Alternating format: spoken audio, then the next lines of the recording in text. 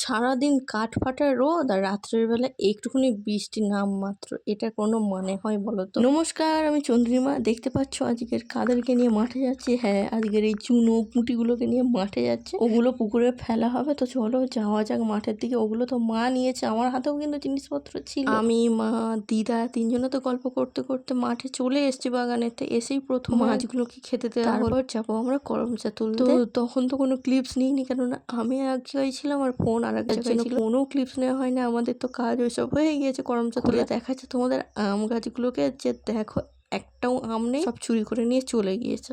আজ না বেশিক্ষণ মাঠে থাকা যাবে না, কেন বলো তো? প্রচন্ড রোদ আর একটু সকাল থেকে হাওয়া হয়, যার জন্য প্রচন্ড গুমসুনি গরম। বেলা হতে তো তবুও একটু হাওয়া উঠেছিল। না, এখানে বসে থাকলে হবে না, চলো বাড়ির দিকে যাই। এখন কাজ করার পরে একটু বসেছি, তো তাই আর উঠতে ইচ্ছে হচ্ছিল না। তো কি করব, উঠে তো বাড়ি তো আসতেই হয়। তো বাড়িতে এসে গিয়েছে, আর আজকের এই গাছে দেখো দুটো ফুল ফুটেছে, আর একটা গোলাপ তো ঝরে গিয়েছে। আজকের তো পুজো দিতে দিতে ওই প্রায় 12:30 এরকম বেজে গিয়েছিল, কেননা মাঠে দিয়ে আসা, তারপরে অনেক কাজ থাকে যেগুলো গুছাবো, তারপর তো ঠাকুর স্নান করে নিয়ে ঢুকবো, তাই না? চলো, পুজো ওইসব তো দেওয়া আমার কমপ্লিট হয়ে গিয়েছে, এবার একটু রেস্ট নিয়ে যাবো আবার বিকালে মাঠে।